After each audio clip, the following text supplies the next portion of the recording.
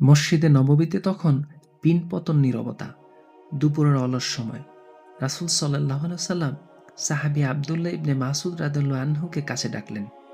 ইবনে মাসউদ ছিলেন খুব সাধারণ গড়নের মানুষ, কিন্তু তার কণ্ঠ ছিল অদ্ভুত সুন্দর। রাসূল সাল্লাল্লাহু আলাইহি ওয়াসাল্লাম বললেন, আব্দুল্লাহ, আমাকে একটু কোরআন তিলাওয়াত করে শোনাও। ইবনে মাসউদ রাদিয়াল্লাহু আনহু চমকে উঠলেন। তিনি লজ্জায় নত হয়ে বললেন, ইয়া রাসূলাল্লাহ, আমি আপনাকে কোরআন শোনাবো? কোরআন তো নাজিল হয়েছে আপনার উপর। আমি তো আপনার কাছ থেকেই শিখেছি।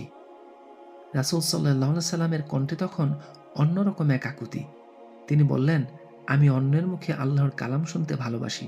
তুমি পড়ো। ইবনে মাসউদ রাদিয়াল্লাহু তাআলা আনহু শুরু করলেন। তিনি সূরা নিসা তেলাওয়াত করছেন। মসজিদ নিস্তব্ধ। শুধু তার ভরাট কণ্ঠের সুর বাতাসে ভাসছে। রাসূল সাল্লাল্লাহু আলাইহি সাল্লাম চোখ বন্ধ করে শুনছেন। একটার পর একটা আয়াত পড়া হচ্ছে। পড়তে পড়তে ইবনে মাসউদ রাদিয়াল্লাহু তাআলা আনহু ৪১ নম্বর আয়াতে পৌঁছালেন। ফাকাইফা ইযা জিনা মিন কুল্লি উম্মাতিন, অর্থাৎ তখন কি অবস্থা হবে যখন আমি প্রতিটি উম্মত থেকে একজন সাক্ষী উপস্থিত করব এবং হে নবী, আপনাকে তাদের বিরুদ্ধে সাক্ষী হিসাবে দাঁড় করাবো। আয়াতটি পড়ার সাথে সাথেই রাসূল সাল্লাল্লাহু আলাইহি সাল্লামের ভেতরটা কেঁপে উঠল। তিনি আর সহ্য করতে পারলেন না। তিনি বলে উঠলেন, হাসবুক, থামো। ইবনে মাসউদ রাদিয়াল্লাহু তাআলা আনহু তেলাওয়াত থামিয়ে দিলেন। তিনি রাসূল সাল্লাল্লাহু আলাইহি সাল্লামের মুখের দিকে তাকালেন। দেখলেন বিশ্বনবীর দু চোখ বেয়ে অঝরে অশ্রু গড়িয়ে পড়ছে।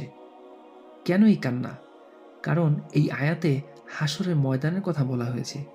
যেদিন রাসূল সাল্লাল্লাহু আলাইহি সাল্লামকে আল্লাহর কাঠগড়ায় দাঁড়াতে হবে।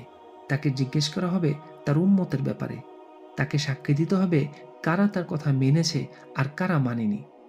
তিনি কাঁদছিলেন এই ভয়ে যে, আমি কিভাবে আমার প্রিয় উম্মতের বিরুদ্ধে সাক্ষী দেব, যাদের আমি এত ভালোবাসি। হাসরের মাঠে তাদের পাপের সাক্ষী আমাকেই হতে হবে।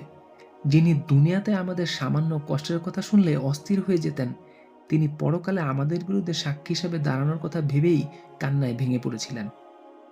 ১৪০০ বছর আগের সেই দুপুরের কান্না কি আমাদের হৃদয়ে পৌঁছায়?